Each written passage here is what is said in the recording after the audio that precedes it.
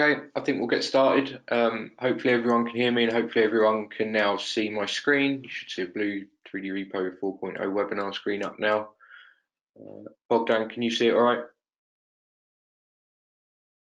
Yeah, all good. Yeah, okay, brilliant. All right, welcome everyone to this webinar. I'm Andrew Norrie, I'm the Commercial Director at 3D Repo, and with me is Bogdan Davidoff, who's our BIM Specialist. Today is really about going through the new features of 4.0. We've decided to do this webinar because there are a lot of little hidden features that we maybe haven't publicised too well, not only for this release, but maybe for the past few releases. So at the start, we're going to concentrate very much on the 4.0 new features, which focus a lot on the actual Teamspace area and also some of the stuff with the model tree, which Bogdan will be taking you through. After that, what we're going to do is kind of revisit some of the old stuff that we think people maybe aren't using enough of. Maybe we didn't publicise well enough that the features were there. So we're going to have a bit of a tips and tricks session looking at some of the things you might not know about 3D Repo and might not use when in your everyday workflow. And finally, at the end, we're going to look at a couple of coming features that will be released around mid-December that are really cool, that we've got ready to show as a beta. So I think we'll crack on straight away with the demonstration. So I'm going to start off going through the new Teamspace area. So the first thing that you'll notice when you use 4.0 is something really simple, but loads of people have asked about it, is that you can now sign in just using your email address. So you don't have to worry about remembering that username that you might have created 18 months ago. It's probably a bit obscure. So you can just use your email address to log straight into the platform. The first thing you'll notice when you log in is that there's a new layout for the Teamspace area.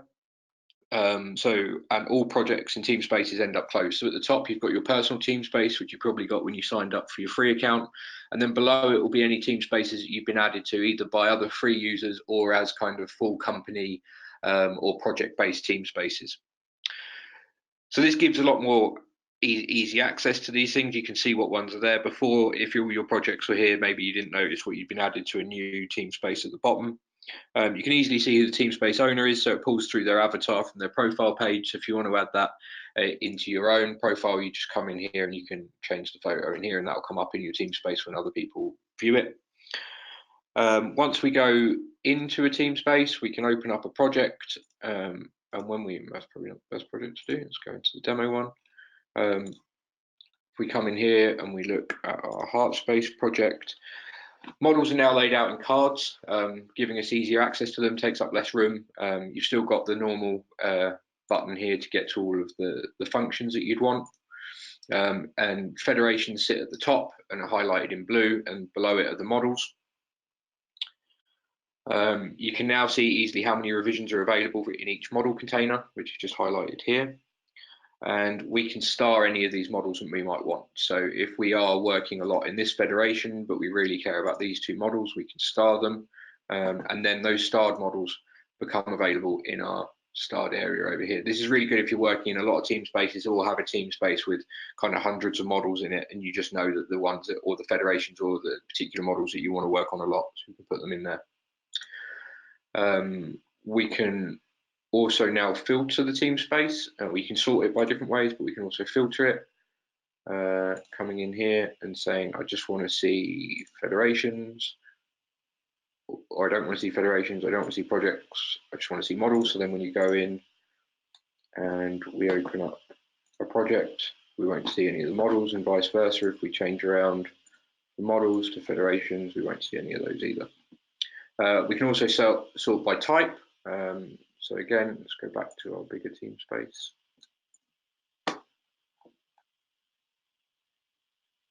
So coming in here, let's bring back all of our models and projects. We can also say by type, I just want to see architectural. And that'll bring those in. So, all right.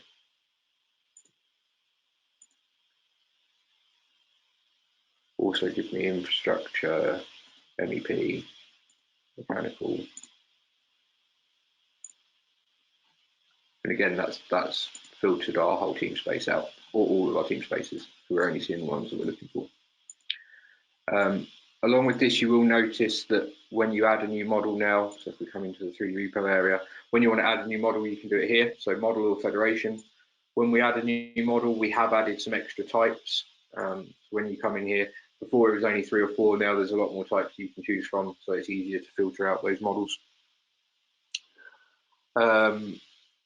One of the nice features that people have been asking for is an easy way to share these models. So now if we come in here and click this button here, it'll give you a URL, copy to your clipboard, and you can put that into an email, send it anywhere that you want.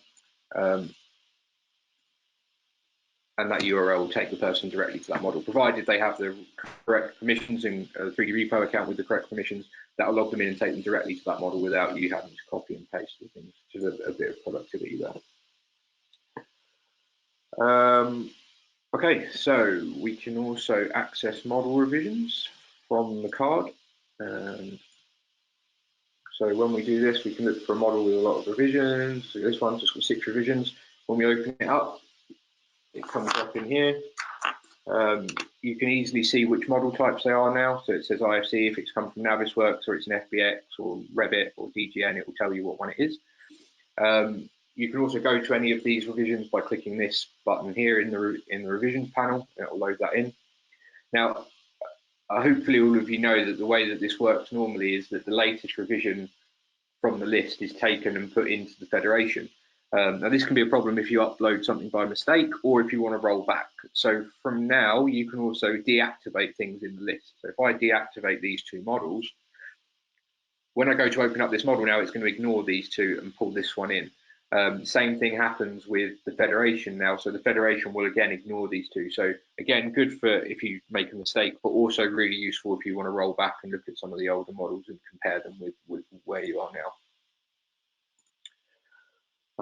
Okay, I think that's for me for now on the Teamspaces bit. So Bogdan, I'll pass over to you to have a look at the improvements in the viewer and the tree.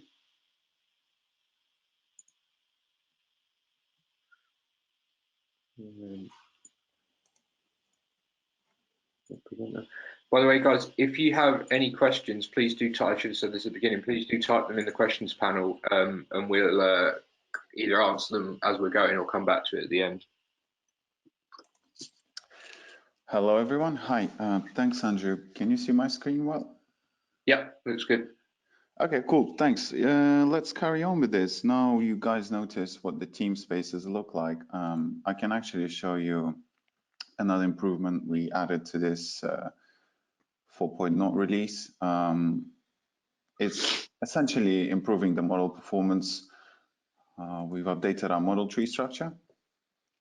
So once it gets loaded and everything gets pulled back in and the model is loaded in the space, you can actually easily see where the model at the top level, where actual parent and child objects of each element are. But what we really try to achieve here is to speed up the performance in terms of the response time. We all know that you guys are all working with big files, and sometimes selecting object elements can take a while, especially on some desktop applications as well. So for instance, we just want to show you how you can play around with this tree much nicer. So let's say we look for something specific like level F. We can see that we pull those elements either from individual models, let it be interior, MEP, or anything like that. We can select all from the list as well, and then we can isolate them through our toolbar in here if we want to. So if I click isolate, that should hide everything else. So you're only seeing whatever you selected in your model tree. Or for instance, if you want to, what some people find quite hard when they navigate to something, let's say I see that window over there, or I, for instance, found that window in my model tree when I was searching for it. I kind of like don't want to spend too much time navigating towards it. We've improved it. So if you isolate elements through a model tree, essentially what it does, it takes you straight to the element as well.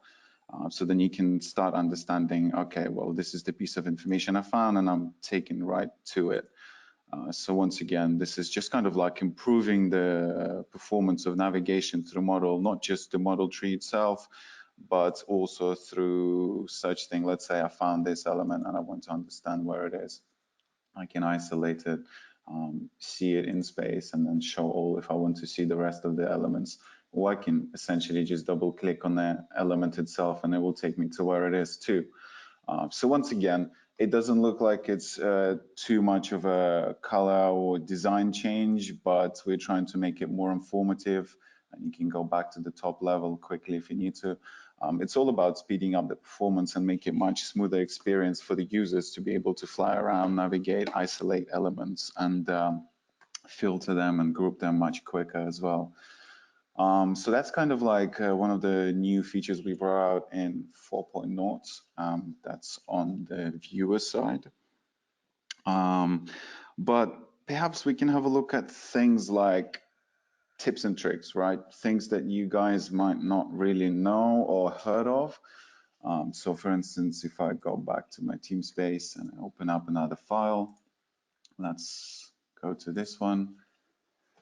I'll load the model up and I'll show you how there's a little feature that not many people kind of know.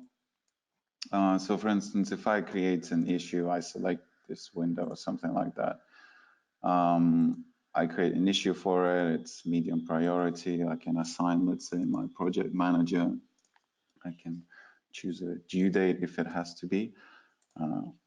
Fix it.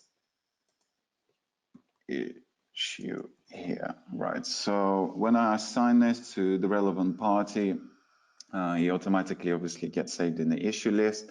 So I assigned it to my project manager, and then the project manager, if he is in another account, let's go back. So I'm the project manager. I see my other Teamspace.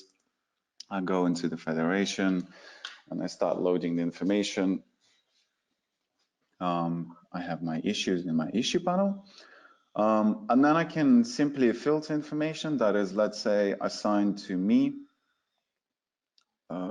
project manager, because quite frequently on the big projects, you have a really large list of issues.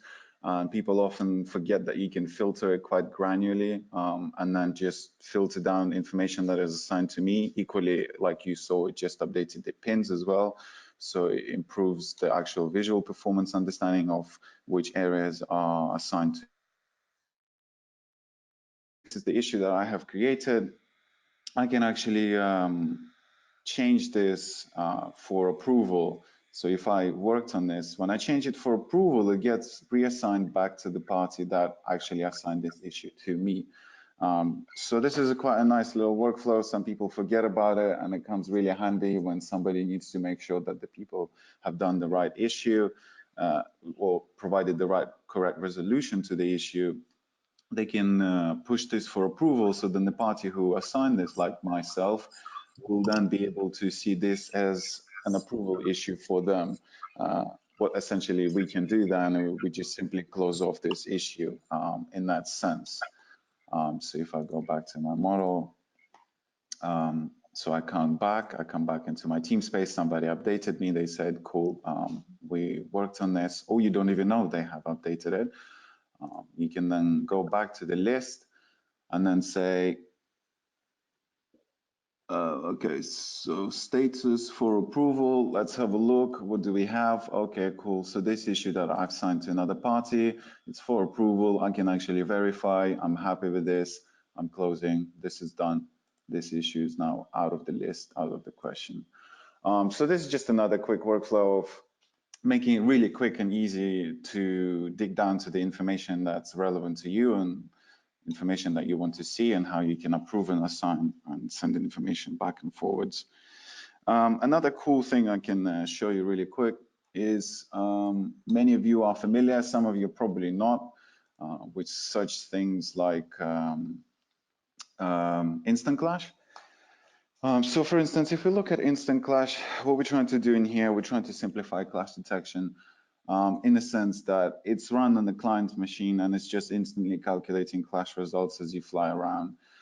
So for instance, if I go to MEP and structure and I want to clash my MEP model versus structure, when I click activate button, it instantly starts calculating.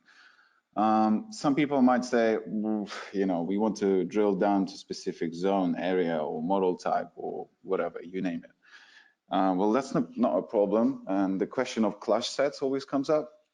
I wrote a little blog post about it, I think a few months ago, but if not many of you have seen it, I can show you what I'm talking about in here.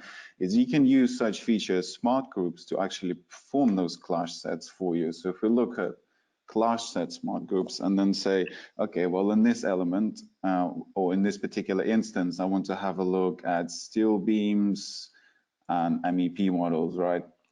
So what you can do is you can select those elements and then you can isolate them in view, but you can still carry on running your instant clash. So what we're doing is we're narrowing down to specific elements and not seeing as many results, only seeing those that are particularly interested to us, based, let's say, on type or element levels or zones, you name it. It's entirely up to you, because how these rules work, if you go into one of them, I'll show you. It's simply picking up metadata from objects like clash sets and many other tools. Like here, I'm grouping structural framing and I'm looking for reference level, contains level 1. Simple as that. So that's kind of how it works in terms of smart groups and instant clash. So you can actually make it work in that sense, which is actually really handy. But also really interesting is if, for instance, people say, well, we want to look at specific zone and something like that, well, that's not a problem too. You can navigate over to, let's say, okay, I want to have a look at zone A. This is my zone A. I'm looking at this. You can narrow it down in that sense and then go back to your compare card and then say, I want to have a look at MEP versus structure, activate it. Then you only start seeing clashes that are happening in that zone. And you can fly around the model and then create those zones, exclusion zones, where you're particularly interested in seeing clashes in those areas of the model, and then start navigating around there if you want to. So that kind of like helps you the navigating experience, but also narrow down the clash results that you're aiming to achieve, so you don't get overwhelmed by, you know, thousands of red dots everywhere and you're thinking, God, the whole model is rubbish. But that's not particularly the case. Some of them are not maybe too bad of an issue for you to look at. And also another thing not to forget about things like smart groups, for instance. If you go back to our view, like what we can see in here is I'm currently overriding colors for my group, but I'll show you another little trick. So if we're looking at our model, you can override colors based, you can override it all if you want to, because we assign colors. But what's really quite nice is, for instance, if we go to MEP, drill down, and we have some groups that to do with MEP, and then we start overriding those colors, we only really override colors to the elements that we're filtering. So it's particularly useful for many of the users that use the actual smart group feature to validate information. And if you want to carry on overriding it, you can filter the rule. You can keep running the override all if you want to, and all you're doing in here is simplifying it, you know, avoiding doing extra clicks if you need to. So that's another really cool feature as well that's perhaps not very well known to some of you, unless you come across it by simply playing around with it. So let me hand over to Andrew now, and he can show you a few more tips and tricks that he is quite keen to share with you guys as well. Right, thanks, Bogdan. Should make myself the presenter. Okay, so one of the things that came out, can you see my screen, Bogdan? Yes, all good. One of the things that came out in the last release was model caching. So the idea of this is that we can load models a lot quicker. It caches some of the data to your hard drive in an encrypted folder that you'll never find. So that's available here. We can turn that on. And once we do that, things will load a lot quicker. So if I come in here and I look at one of the large models that I think Bogdan was showing there earlier, and be very brave and open it up. That's going to go away and load the viewer, but then after that it's going to load, but not from the cloud. It's going to be loading directly from my desktop, and it's going to load a lot quicker than what we would normally expect it to. hopefully.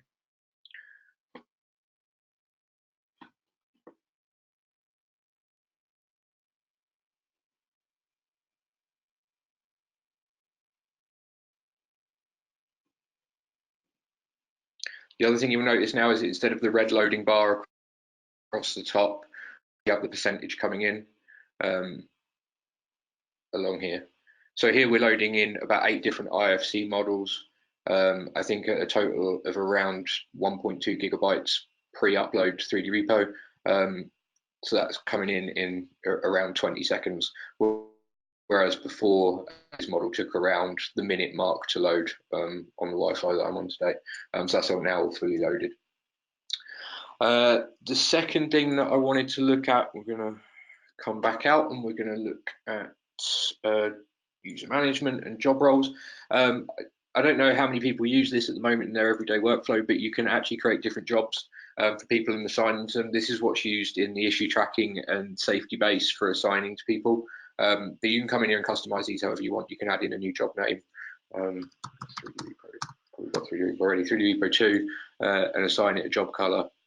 And then these are then used in your user management to assign to any one of your users. So I can say that Carmen is now in 3D Repo. And this, as I said, is used in all of the issue tracking and safety-based stuff. So next we're going to look at another new feature that came out a few months ago, which is around attaching documents. So we can come into any of our issues and let's go and have a look at this one. And once we have a new thing here to attach a resource.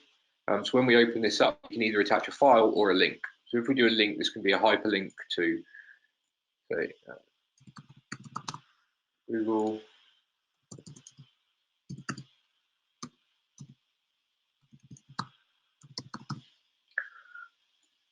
So I can add that link in.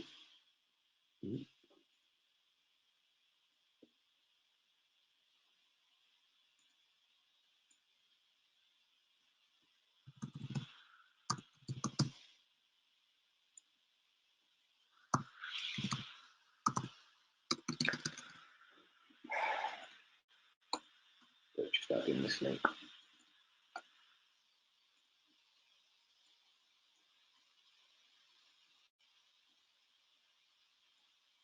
So we've added that link there, which will now take us back to this model. So we can link models and issues together. We can also add a file. So if we click here, and we're going to have a look on our desktop. So something from the Farms Workhouse. Add that in. That's now attached to this issue as well. So anyone that comes back into this issue can click on this and it'll open a new browser for any drawings, site photos, defects, anything, product manufacturer's information, anything you want to add. At the moment, this feature only works on issues.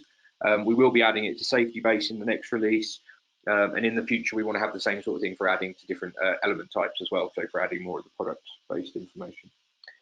Okay, so carrying on with looking at the issues card, one of the other things that people sometimes don't realize is we can obviously search it, but we can also filter it. So I can come in here and say, right, I only want to look at my medium priority stuff that's been assigned to 3D Repo. Oh, there's none of that.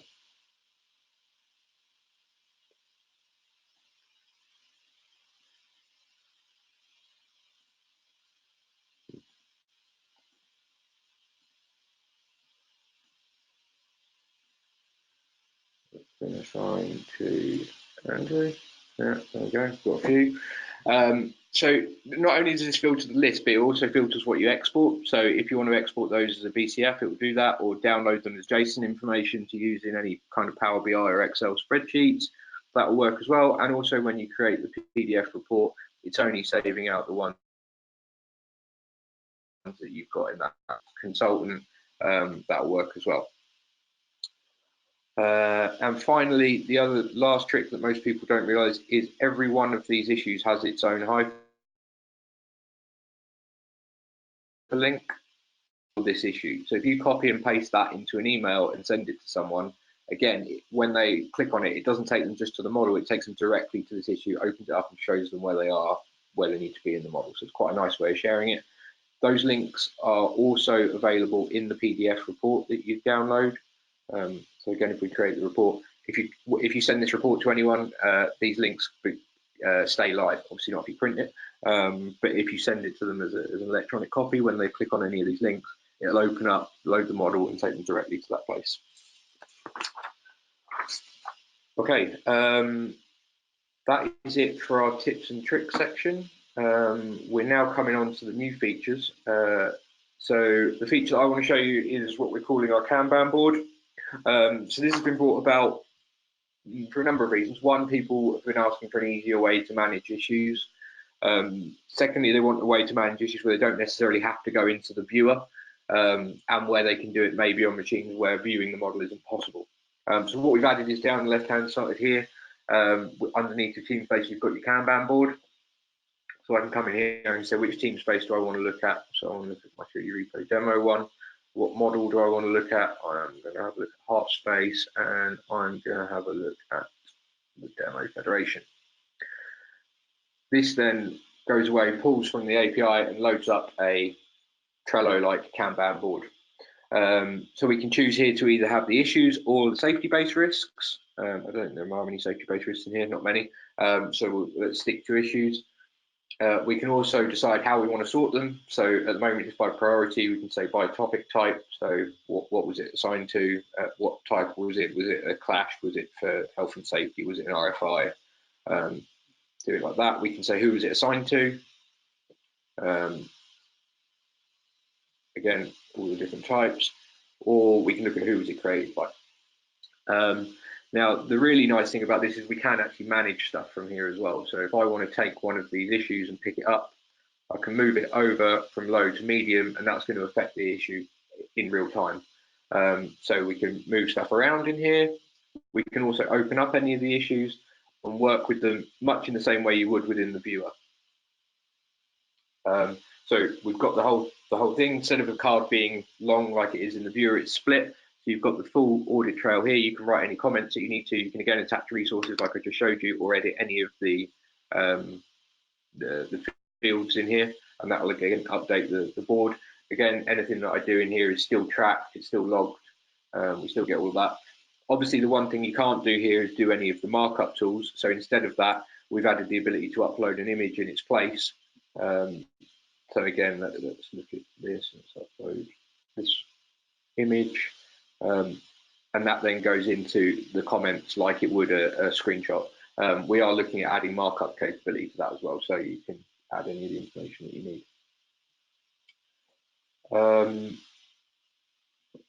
I think, yeah, again, you've got all of the controls that you'd expect for importing and exporting these as VCF, creating reports, downloading JSON as you do in the normal issues card. But I think, Bogdan, that's it for the Trello board at the moment until we develop it a bit further. I'll pass over to you to show the new markup tools. Thank you, Andrew.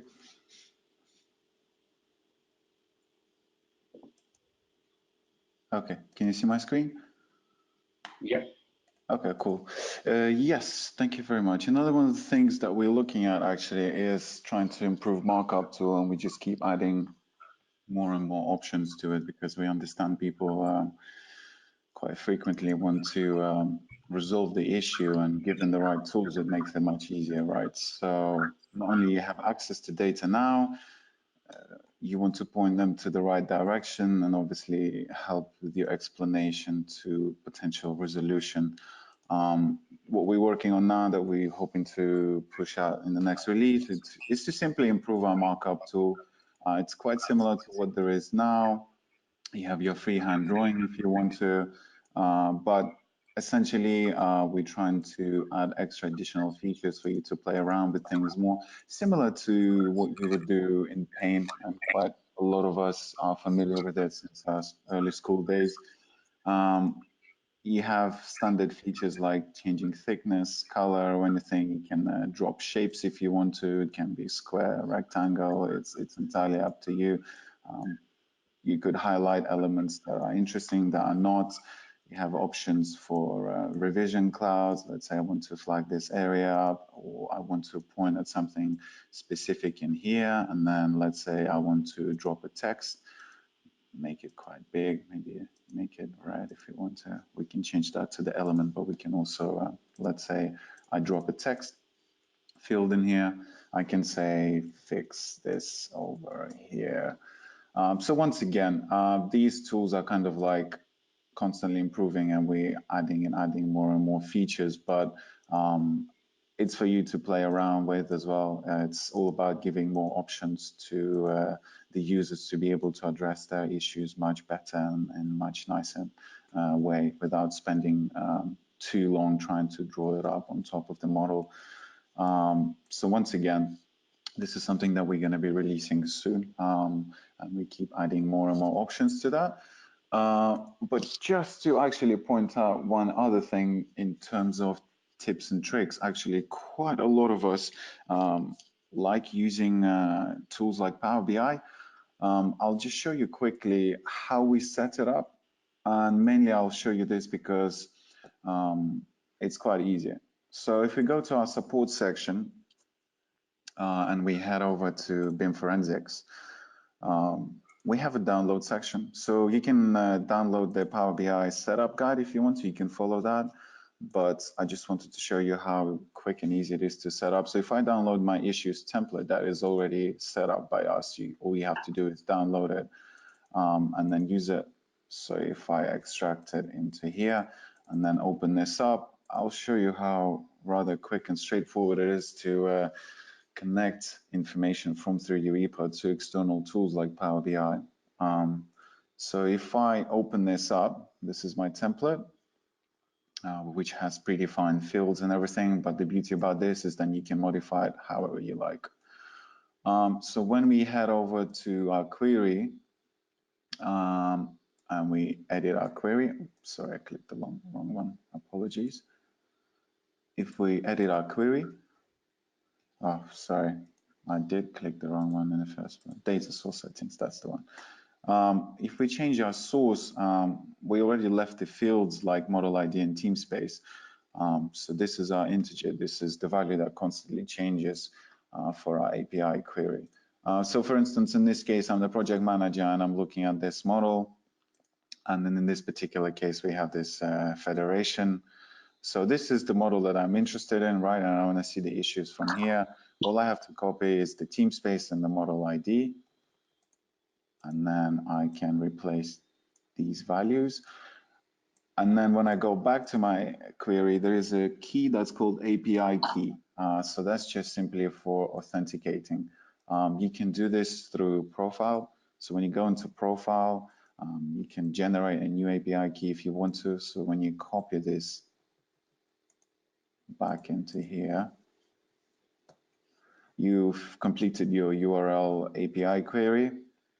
When you close this, what it will do is it will make an API call and pull the issues back into the Power BI. But if you want to drill down more, let's say I want to have images, right? So I can also add my API key in here as well. So I add my API key, then I say close and apply. And what happens next is that it makes call to 3D Repo and it starts pulling the information back. So this is a very straightforward and quite an easy way of doing things. As you can see now, we're live, we're seeing the information, we can simply refresh it. You can do it to anything. It can be issues, it can be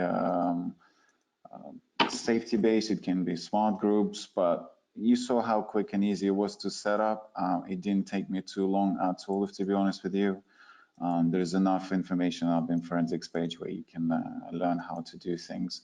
But once again, we're trying to not limit you to what is available on our platform. We're constantly developing and adding things, but essentially you can also link yourself to whatever other tools you want to use as well. You're not just limited by the buttons that are available online. So that's kind of it, I think, in terms of new features and the last tip and trick that I wanted to show. I'll hand it over to Andrew now. Okay. Thank you. Let me make myself a presenter. So we do have a few questions come through, so we'll try and answer some of those now. One of them is around, do we have any plans for supporting Point Cloud? As of right now, we don't support it, as many of you will know, but it is something we're looking at for next year. Realistically, I think it was alluded to in the question as well. One of the problems is around performance and how we do that. So it's a bit of a research thing. But yeah, we hope to have something out at some point next year. A lot of the other questions are all around integrations and APIs. Suggest is that anyone that's interested in the integration section platforms available. There's all sorts in here, links with OpenText and their supplier exchange platform, which is a CDE type platform, through to examples where people have used our kind of viewer and API to create their own custom applications around digital twins, through to more commercial companies like ActivePlan doing things with asset management, and linking that and embedding 3D Repo into that process. PowerBI to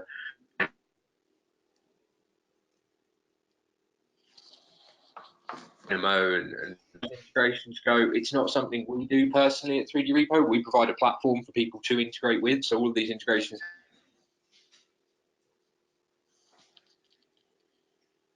have been done by their own integration as a API access. Every single function in 3D Repo has an API available for it. If there is something else that you want to add, then just get in touch and we can look at adding API sections available here, and you can see the full API documentation available on our GitHub page, which there's a link to on the website as well. Okay.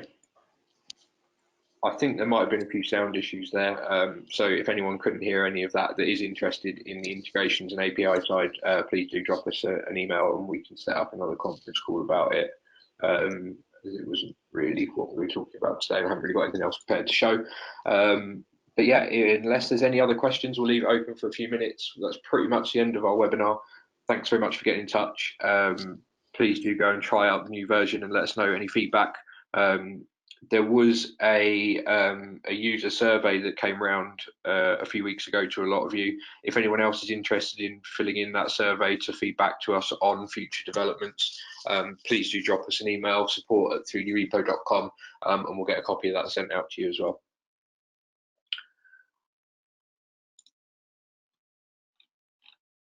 Okay, I think that's it. All right, thanks very much, guys, and thank you, Bogdan, for all your help. Thank you very much, guys. Thank you. Have a good day, everyone. Thank you. Bye.